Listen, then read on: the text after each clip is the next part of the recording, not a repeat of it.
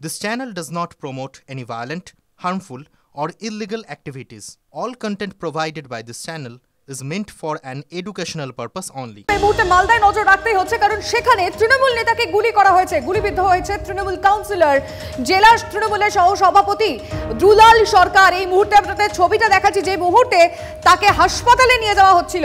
এখন অব্দি যা যা ইনফরমেশন আছে আপনাদের জানাবো অবশ্যই। বাইকে করে 3 জন গুলি চালায় বলে অভিযোগ। তারপর কি হলো চলুন সরাসরি আমাদের রিপোর্টার সুব্রতর সঙ্গে কথা বলি, জানবো সুব্রত এখনো পর্যন্ত পুলিশের তরফ থেকে কি কি তথ্য জেনেছো? দেখো, একটু আগে পর্যন্ত পুলিশ সুপার এখানে এসেছিলেন, তার সঙ্গে জেলা শাসকও ছিলেন। ইতিমধ্যে এই পুরো এলাকা জুড়ে রীতিমতো পুলিশ মোতায়েন করা হয়েছে, কিন্তু পুলিশ সুপারকে আমরা ধরার চেষ্টা করেছি, কিন্তু একটাও মন্তব্য করেননি।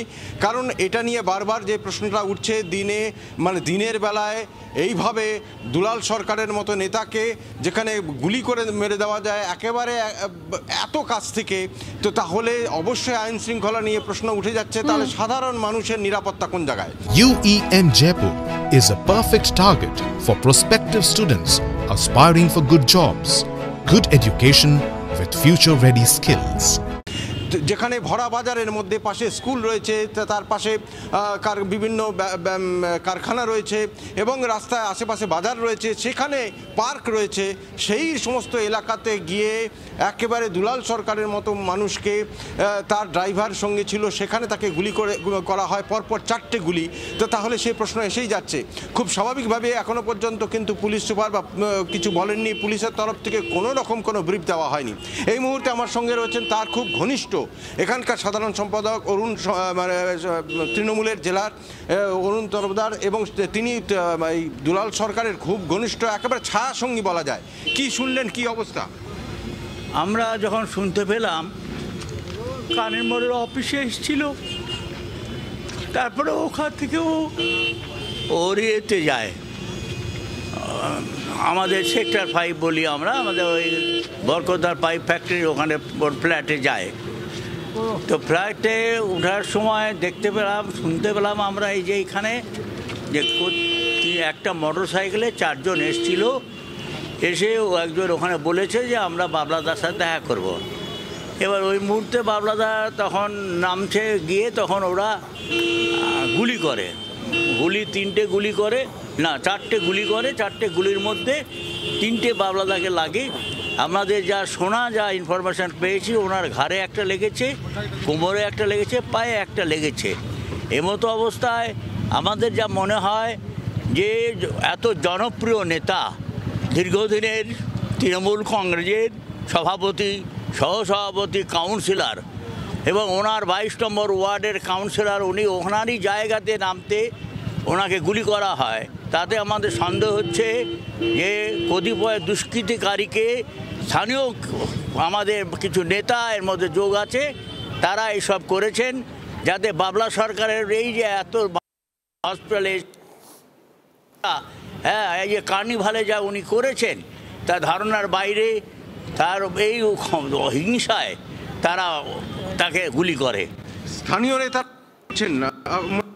আমাদের মনে হচ্ছে স্থানীয় লোক না থাকলে এই জিনিস হতে পারতো না। মানে দলেরই কেউ কোনো স্থানীয় যারা জেলাস বা হিংসা করছে বা, হ্যাঁ, তারা রেকি করেছে কয়েকদিন যাবৎ যে উনি কোথায় যাচ্ছেন, কোথায় থাকছেন, কোথায় খাচ্ছেন।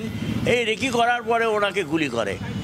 এবং এর মধ্যে আমাদের যা ধারণা, যা স্থানীয় কিছু লোক, মানে ব্যক্তি, তারা এইসব করেছেন। এখন সে বিভিন্ন দলেরই হোক, তৃণমূল হোক, কংগ্রেস হোক, বিজেপি হোক, সিপিএম হোক, যারা হোক, এটা করেছে। তারা ভাবছে যে আমরা এখান থেকে ওনাকে সরাই দিতে পারলে আমরা নিশ্চিন্ত হয়ে যাব। তৃণমূলের কতটা লাভ তাকে সরিয়ে দিতে পারলে? তৃণমূলের লাভ তো হবেই না, উপরন্তু ক্ষতি হবে। তৃণমূলের কিছু লোকের নেতার ক্ষতি লাভ হবে, কিছু নেতার হয়তো কতিপয় নেতা, স্বার্থান্বেষী নেতা, তাদের লাভ হতে পারে, কিন্তু তৃণমূলের বিরাট ক্ষতি হয়ে গেল।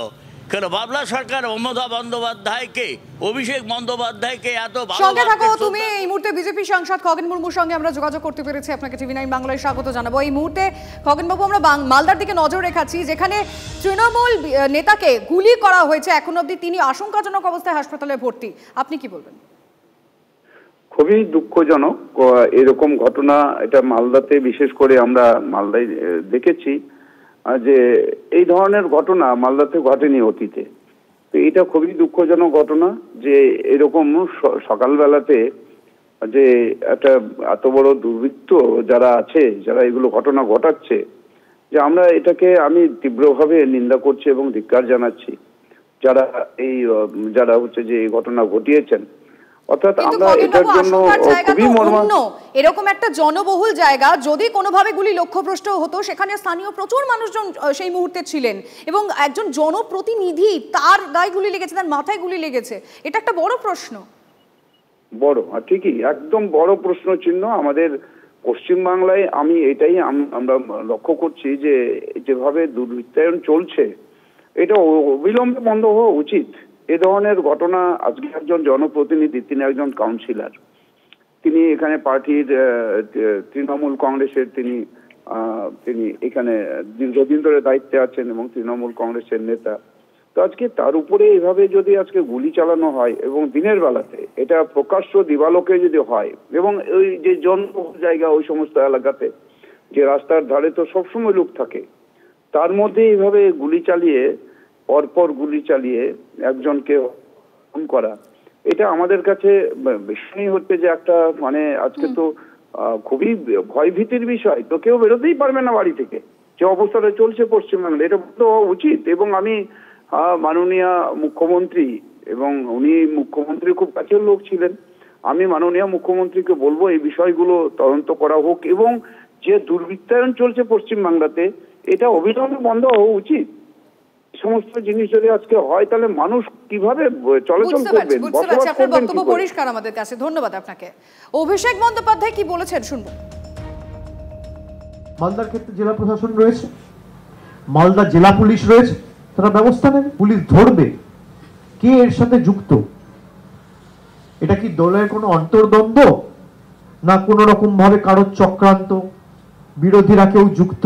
একটু তদন্ত সাপেক্ষ, তদন্ত হবে, তদন্ত প্রক্রিয়ায় উঠে আসবে এবং সে মোতাবেক যা তদন্ত বা পদক্ষেপ গ্রহণ করার পুলিশ প্রশাসন নেবে। আমরা শুনলাম অভিষেক বন্দ্যোপাধ্যায়ের বক্তব্য, কিন্তু এই মুহূর্তে একটা বড় প্রশ্ন উঠছে যে এখানে একটার পর একটা ঘটনা এরকম ভাবে ঘটে চলেছে আমাদের রাজ্যে, তাহলে তো প্রশ্ন উঠবে স্থানীয় মানুষজন, দীপ, ইনি তো জনপ্রতিনিধি দুলাল সরকার, একেবারে কাউন্সিলর যেখানে নিরাপদ নন, যেখানে কাউন্সিলরকে লক্ষ্য করে গুলি চলে, তাও আবার ভরা বাজারের মধ্যে দিনে দুপুরে, সেখানে সাধারণ মানুষের নিরাপত্তা প্রশাসনে কতটা সজাগ এবং সতর্ক, সেই নিয়ে তো প্রশ্ন উঠবেই।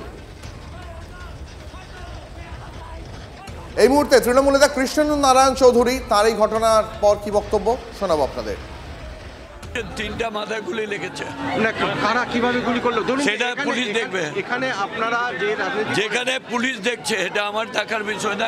বলছি যে আপনারা যে রাজনীতি করেন, একটা সবার সাথে একটা সৌহার্দ্য নিয়ে তারপরে ম্যাটারটা পুরো পুলিশ দেখছে না, শহরের মধ্যে এরকম শহরে, ওই জন্যই তো পুলিশ দেখছে, এটা তো আমি দেখবো না পুলিশ, কিন্তু ব্যাপারটা খুব সিরিয়াস না, এইরকম ঘটনা তো কখনো, এটা পুলিশের সিরিয়াস, পুলিশ দেখছে।